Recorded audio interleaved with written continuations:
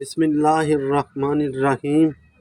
بہترین عالم وہ ہے جو اپنی تقریر و واز سے اللہ کی رحمت سے مایوس نہیں کرتا اور نہ اللہ رب العزت کی نافرمانی کے لیے انہیں رخصتیں اور رعایتیں دیتا ہے اور نہ اللہ رب العزت کے عذاب سے انہیں بے خوف بناتا ہے۔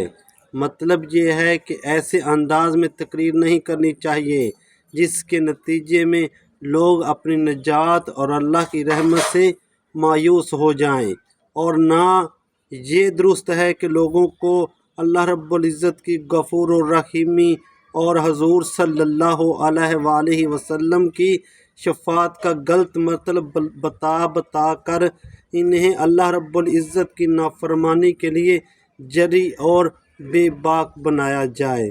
صحیح طریقہ یہ ہے کہ دونوں پہلو سامنے لائیں تاکہ وہ مایوسی پیدا ہو اور نہ جرأت بے خوفی۔ اللہ رب العزت عمل کی توفیق عطا فرمائے۔